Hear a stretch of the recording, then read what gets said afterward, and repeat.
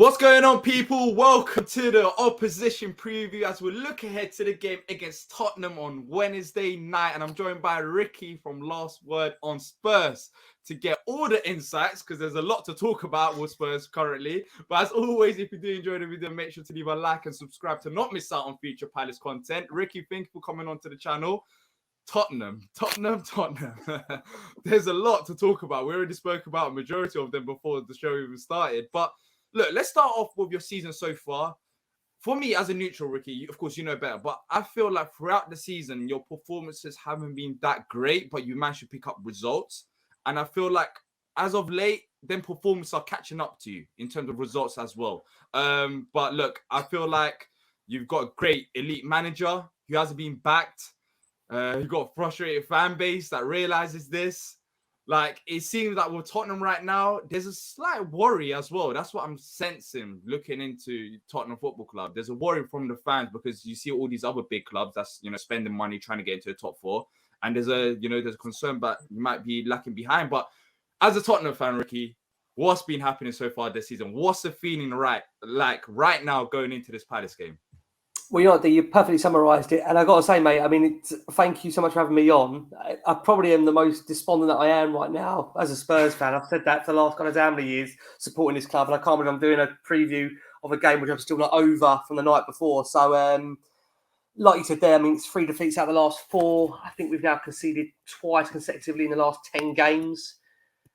The stats keep on dropping. Spurs keep breaking the records for all the wrong reasons. There's just a lot wrong at the moment with Tottenham Hotspur Football Club. And I said this to you before off air, and I will say this again now, that, look, I'm a really positive Spurs fan, but I cannot think for an opposition team to be playing Tottenham in a better place right now. I think Selhurst Park, Wednesday night, rocking underneath the lights there, London derby, it's all set up for Palace to really put the nail in Tottenham's coffin at the moment. And I'm a massive fan of Antonio Conte, massive fan. I think he's a tremendous manager. He's won 5 titles in his last 7 seasons. Before that, we had, of course, as everybody knows, Nuno Espirito Santo. But if you just go back before that, we had Jose Mourinho, another elite manager that won wherever he's been. And Spurs, unfortunately, are in that situation where that if you do not give the manager exactly what he wants with these type of managers, it will never work.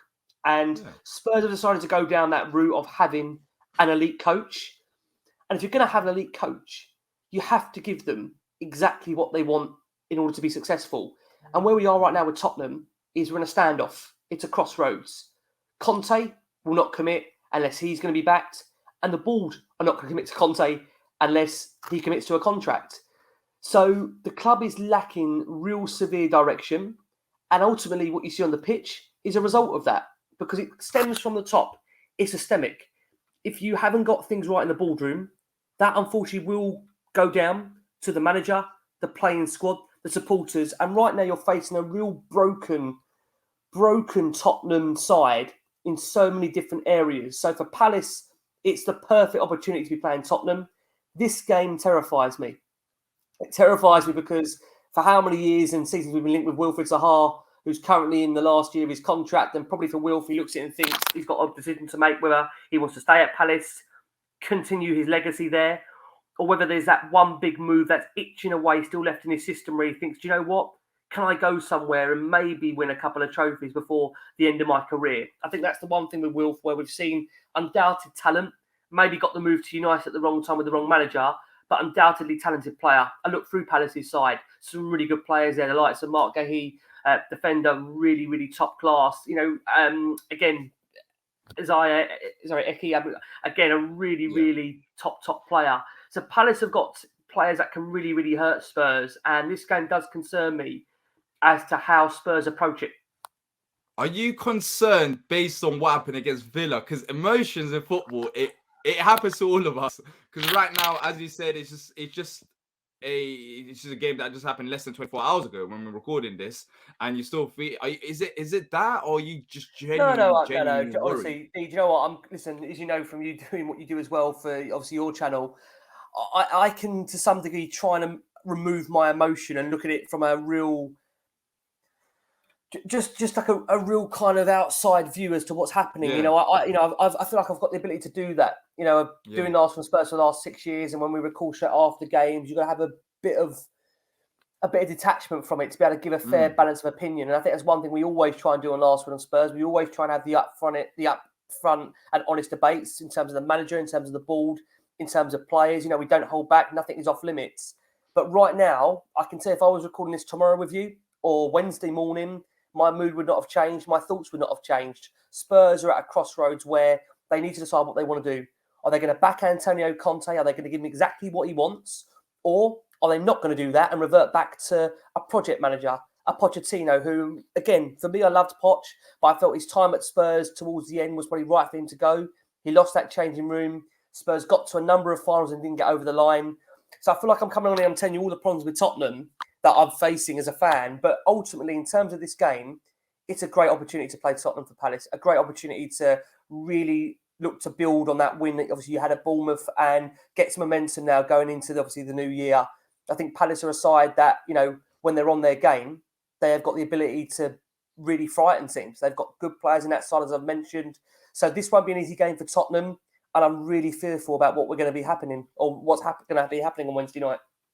So talking about your recent game against Villa, of course, that 2-0 defeat, what went wrong for those who didn't watch it? Like, what can Palace target potentially? You talk about the problems that you have at the club and the reasons why you are worried. But on the pitch, what are your strengths and weaknesses that Palace could potentially exploit? Well, the one weakness is that Spurs always seem to give teams a 2-0 head start. I think it's something ridiculous. Yeah. Like, 10, we've conceded twice now, 10 games in a row. You can't do that. You can't do that and expect to get results. It's impossible. Even for a Conte team, and I'm not saying Conte's perfect because he's not. There's an inflexibility about his system. That's a problem because he only wants to stick to that one system. And I feel Villa sussed us out perfectly. And then my advice would be to any Palace scout is just go and watch what Villa did to us and go and replicate it because Villa have done what the last 9 or 10 teams have done to Tottenham. And Tottenham, to some degree, have got away with it to some degree and come back into games. But you can't keep doing that week in, week out, game in, game out. You are going to get found out, and Spurs have been found out. But he hasn't got the players there. You talk about players that have been there for the last 5-6 years. We've changed stadiums since then. We've changed 3 managers since then. The squad needs replenishing. It needs rebuilding. And it's not all just the manager. It's not all just the board. It's a multitude of a number of facets that we find ourselves in. So as I keep on going back to, I think for Palace in this game, Tottenham's weakness is arguably at defence. It's not good enough. I think Hugo Lloris, again, despite having a really strong World Cup for France, was really, really poor for the goal that Spurs conceded. Fumbled the ball, and unfortunately, maybe due to his age as well, just couldn't get down quick enough then to try and make up for the error that he made. So I think for Palace, what could really be of help is those fans, those 12 man. I always feel that when you're playing Palace, the fans have got a real special connection and a real drive and desire to push the team on. And I look at Wednesday night being, again, that opportunity where if that 12th man are there for Palace, that could be a big difference. I feel Spurs at the moment are brittle. They're weak-minded. There's a lack of urgency. There's a lack of belief. There's a lack of direction amongst that team and structure of how they're going to play. And the fact of the matter is that Spurs are without Kulusevski, I say we're without him. We hope that he has got a scan on Monday as we record this. We hope it's not anything serious.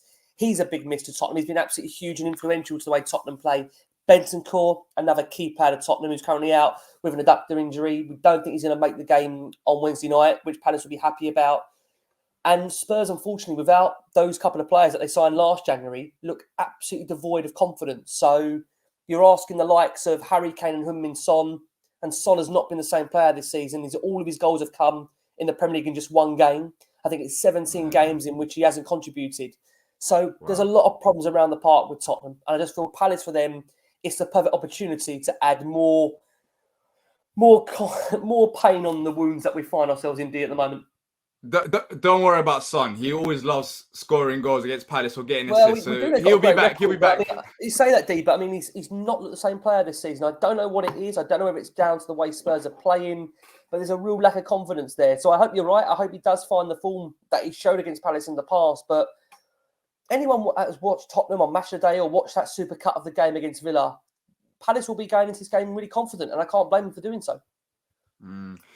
In terms of the players that are on form, you mentioned a few players that's out injured, and I think Bissouma's got 5 yellow cards. I Yeah, think he'll he be out of should the be game. out for next He'll be game as well. suspended. He will be He'll be suspended. Yeah. suspended as well. So you mentioned Harry Kane. Is there anyone else that maybe Palace should be worried about that's been on form? I know you're talking about he hasn't been a great period. This might be one of the most weirdest opposition previews you're going to have to do with someone. There's nothing to worry about with Tottenham right now.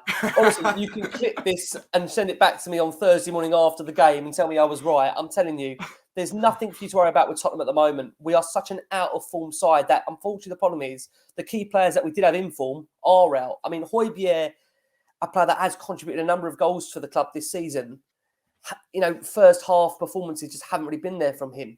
So I would love to come in and be more optimistic because, believe me, I'm quite a positive Spurs fan. I am quite positive, but right now, I'm absolutely broken from what I'm seeing by the players, the club, And I don't the blame you. management, Yeah. the board. And it is really, really hard because, again, like I say, I'm a really optimistic fan.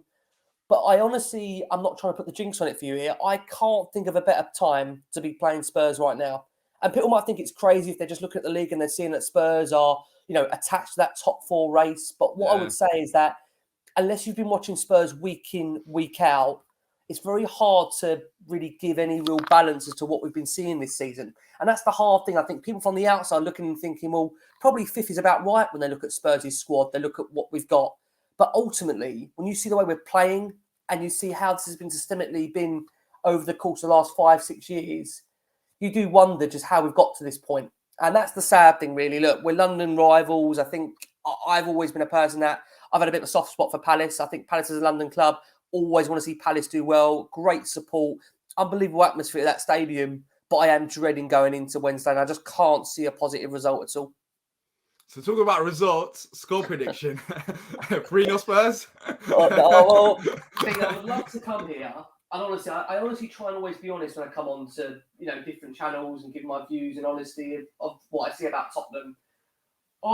Not can I see Spurs scoring. I just can't see how we're going to get a result big. And you might think I'm crazy by saying that. You think, well, I'm up to be man. We've got Kane, we've got Son in that side. We have got players that can hurt the opposition. But if I'm telling you that you're playing us at the perfect opportunity where confidence is low, there is there's just a real lack of self-belief in that squad. All going back to the manager. Even Conte's body language, doesn't look like he wants to be there. And I think Palace, we talked about this off air, Vieira, the connection with the fans, the players playing for the pride of South London at Crystal Palace.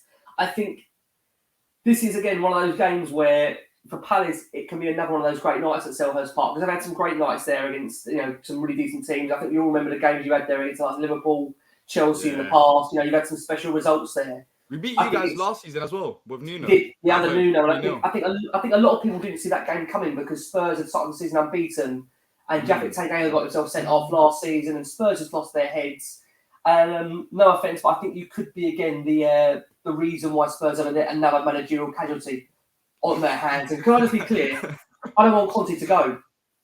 I love Antonio Conte, but the problem is that I don't think we're going to back this manager. And it's too easy to go back to someone like Pochettino, a project manager, and maybe give him some of the funds that he wasn't allowed to 6 years ago. But again, you probably think, why have we wasted 6 years on that? But that's not what football come, I'm afraid, Dee. That's what it's like. So I'll start with your prediction. Yeah. I'm going to go for 3-0 Palace. 3-0 Palace. Wow. Honestly, all right. I'll take a 1-0. I was thinking about 1-0. I'll take a point, at this stage to build a bit of momentum. I know we beat I'll tell you, I'll be utterly stunned. I will be absolutely stunned if Palace do not beat Spurs by more than one clear goal. Wow. And honestly, I'm not being negative, but I promise you, if you speak to you're any being Spurs, honest, you're being real. That's what I like to see. There's no point hiding. Yeah. I tell you, if you speak to any Spurs fan, I don't think they can tell you much different right now. I promise you. So I have to be honest. Say I can only see a Palace win here. I can only see a Palace win. I would love to be wrong, D. I would love to be wrong. But I can only see I want you to be right. I'll be happy if you're right as a Palace fan. but look, you're going for 3-0. I'm going for 1-0. Let us know your predictions in the comment section down below. Ricky, where can they find all your brilliant work?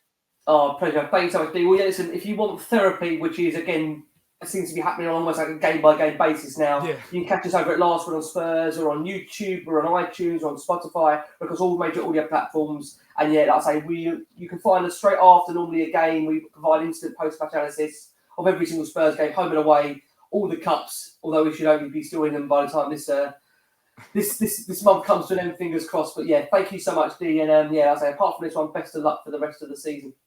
Yeah, thank you to Ricky. Thanks to everyone who's also watched this. If you have enjoyed it, make sure to hit the like button and subscribe. And we'll be back for the match reaction against Spurs. 3-0 Palace win. I'll take it.